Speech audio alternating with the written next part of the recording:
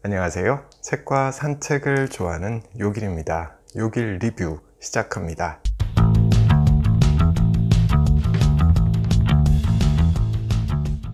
오늘 소개해드릴 책은요, 도망치고 싶을 때 읽는 책입니다. 이게 책 제목입니다.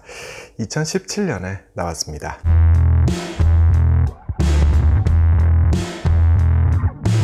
우리는 어릴 때부터 이런 말 참 많이 듣고 자랍니다. 불가능에 도전하라. 할 수 있다.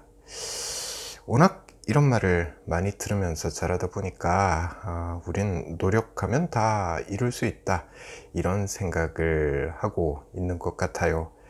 그런데 어디 그렇습니까? 아무리 노력해도 안 되는 일이 있죠. 또 뭔가를 하는 와중에 힘들어 죽겠어. 네, 이런 생각을 하게 되기도 합니다. 지치게 되죠. 도망치고 싶어집니다. 그런데 맘대로 도망치지는 또 못하죠. 왜냐하면 우리가 어릴 때부터 할 수 있다 이런 말을 워낙에 많이 들으면서 자랐기 때문입니다. 지금 도망치면 안 돼.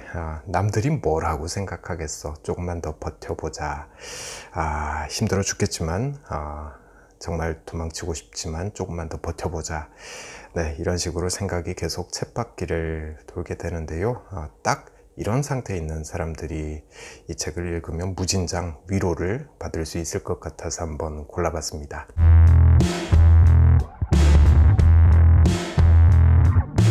저자가 이시하라 가즈코 씨예요. 일본의 심리 상담사고요. 작가이기도 합니다. 누적 판매 부수가 110만 부가 넘어요.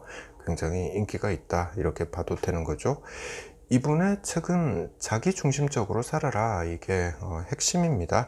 그래서 자기중심 심리학이라는 걸 재창한 심리 상담사로도 알려져 있습니다. 저서로는 오늘 소개해드리는 이 도망치고 싶을 때 읽는 책 이거 외에도요, 나에게는 지우고 싶은 기억이 있다, 엄마 내가 알아서 할게, 사라져가는 나, 네, 이런 책들이 있습니다.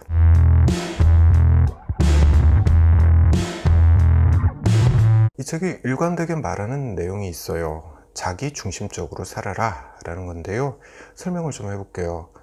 너무 지쳐있고 이젠 도망치고 싶다 이런 생각이 들 때, 이때 우리는 앞에서 잠깐 언급한 것처럼 아니야 조금만 더 힘내보자, 조금만 더 참아보자 이런 생각을 하죠. 그런데 이걸 저자는 타인 중심적인 태도라고 말을 해요. 남의 눈을 의식해서 내 마음대로 하지 못한다 라는 뜻인 거죠. 난 지금 힘들어 죽겠는데 이게 팩트인데 그럼 좀 쉬는 게 답이잖아요. 그런데 아니야 조금 더 버텨보자. 네, 이렇게 말을 하는 건 내가 아니라 남을 의식해서 나온 소리다 라는 거죠. 그리고 그 이면은 내가 지금 그만두면 남들이 뭐라고 생각하겠어. 네, 이런 생각이 내재 있다는 거죠. 이 대목에서 저자는 이야기합니다. 힘들고 도망치고 싶을 땐 자기를 먼저 생각해야 한다 라는 거예요. 자기 중심적인 태도가 필요하다 라는 겁니다. 그러니 내가 힘들어 죽겠다 싶을 땐 도망쳐도 괜찮다 라고 저자는 말하는 거죠. 왜 그러냐? 네, 도망치고 싶다라는 생각이 들 정도면 이건 그동안 심리적으로 꽤 자기 자신을 몰아붙인 상태이기 때문이다 라고 저자는 설명을 합니다. 여기서 더 몰아붙이면 부러지죠. 마음이 고장나게 된다는 겁니다. 고장이 나고 나서 이걸 고치려면 시간과 노력이 더 들죠. 그러니 고장나기 전에 자기 마음을 잘 관리할 필요가 있는 것이고, 그렇게 하려면 도망가고 싶다 라는 생각이 들 때 도망가도 된다 라는 말을 하는 거죠. 저자는 사람들이 도망간다 라는 말을 매우 부정적으로 인식한다 라고 지적합니다. 이건 사실이죠. 도망치는 건 무책임한 행동이다 이런 생각을 우리는 하고 있습니다. 하지만 이 대목에서도 저자는 강조합니다. 도망치는 게 목적지까지 가겠다라는 그 목표를 포기하는 건 아니다 라는 거죠. 잠시 물러서서 목적지까지 갈 수 있는 다른 옵션을 찾아보는 거, 이게 무책임하고 나쁜 행동은 아니라는 거죠. 요약을 하자면 인생은 이기고 지는 게임이 아니다 라는 말을 하는 겁니다. 100m 경주가 아니라 마라톤이다 라는 거죠. 힘들면 쉬어가도 된다, 이렇게 정리할 수 있는 거죠. 자, 이 책은 지금 말씀드린 이런 내용을 바탕에 깔고 있습니다. 이 바탕 위에서 저자는 사람들의 세상살이를 심리학의 관점에서 풀이하는 내용을 이 책에 전반적으로 담고 있습니다. 어찌 보면 심리학에 기초한 처세술이라고 이 책을 소개할 수도 있을 것 같습니다. 직장인이 겪게 되는 고충과 그에 대한 해법을 이 책이 많이 다루고 있기 때문입니다. 내용이 무겁진 않고요. 그렇다고 해서 심리학적인 설명이 부족한 것도 아닙니다. 대중교양서로 딱 적당한 내용이다 싶어요.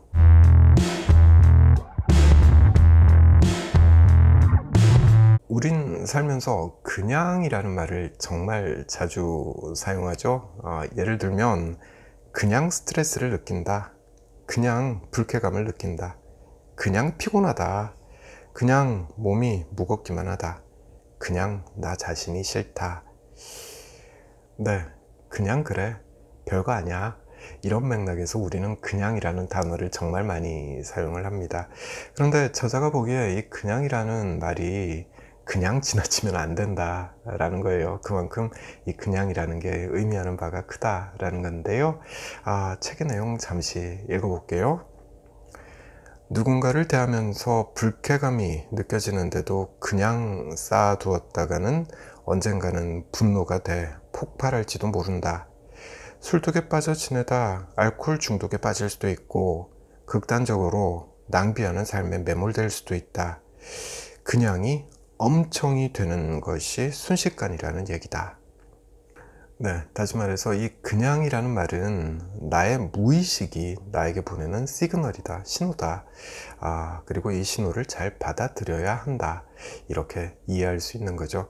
이 대목에서 저자는 타자 중심의 삶과 자기 중심의 삶을 구분해서 다시 한번 설명을 시도합니다. 타자 중심의 삶을 살아온 사람들은 그냥이라는 신호를 무시하게 된다라는 거죠. 남들이 나에게 기대하는 게 이렇게 큰데 좀 더 버텨야지, 이런 생각을 하고 일을 계속하게 된다라는 거예요. 반면에 자기 중심적인 삶을 추구하는 사람들은 그냥이라는 이 작은 신호를 매우 잘 캐치해서 받아들인다, 제때 알아차리게 된다라는 말을 합니다. 이 이야기는 좀 더 해볼게요.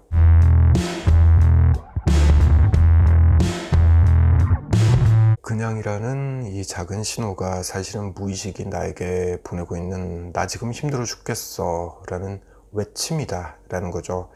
이걸 우리는 잘 알아차리지 못한다 라는 거예요. 그럼 우린 이걸 어떻게 하면 잘 알아차리게 될까, 이런 질문이 생기는데요. 저자는 연습해야 된다 라고 말합니다. 연습을 해야지 그냥이라는 이 말을 그냥 지나치지 않게 된다 라는 거죠. 예를 들어서 그냥 스트레스 받아, 이런 말을 달고 산다면 일단 거기서 멈춰서야 된다 라는 거예요. 때론 한 발 물러서야 된다 라는 거죠. 그리고는 기다려야 한다 라는 겁니다. 억지로 전진하지 말라 라는 거죠. 이런 연습을 반복하다 보면 나의 상태를 알게 되고, 이어서 나를 중심에 놓고 삶을 사는 태도를 가지게 될 수 있다 라는 말을 하고 있습니다. 자, 그런데 일을 하다가 갑자기 중단하고 뒤로 한 발 물러서고 기다리고, 그러면 이걸 무책임하다 라고 말할 수도 있죠. 무책임해 보입니다. 하지만 그 상태에서 억지로 전진했다간 고장 날 수 있는 거죠. 망가집니다. 그러니 잠시 쉬어가는 게 더 낫다 라는 게 저자의 생각인 거죠. 일견 맞는 말이다 라는 생각이 듭니다. 책의 내용을 잠시 더 읽어볼게요. 물론 이렇게 결단한다고 해서 상황이 반드시 호전되리라고 장담할 수는 없다. 하지만 우리의 마음은 신기하게도 도망쳐서는 안 된다 라고 생각할수록 지구 끝까지 도망치고 싶어진다. 반대로 집착을 버리고 손을 떼면 그때부터 보이지 않던 것들이 눈에 들어온다. 도망쳐도 된다고 자신을 인정하면 두려움이나 속박으로부터 해방돼 오히려 자신의 처지를 객관적으로 판단하게 되는 여유가 생기게 된다. 그럴 때 상황을 호전시킬 타겟책이 떠오르거나 무의식이 긍정적인 방향으로 흘러가 자신도 모르는 사이에 적절한 상황으로 내닫게 되는 것이다. 그렇습니다. 지금은 일보 후퇴하는 것처럼 보이는 거죠. 인생이라는 게임에서 내가 마치 패배한 것처럼 느껴지게 됩니다. 하지만 이게 나중에 10보 혹은 100보 전진을 위해 매우 필요할 수도 있다라는 말을 이 책은 하고 있는 거죠.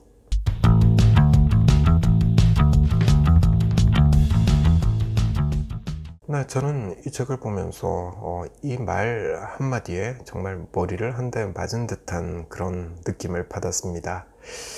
그동안 계속 참아서 행복해졌는가? 라는 말인데, 맨날 바쁘게 살고 있는 우리에게 정말 이 말 한마디가 시사하는 바 매우 큰 것 같습니다. 이 책 한 권을 1년 내내 나를 위해 사는 삶에 대해서 생각할 수 있었던 것 같아요.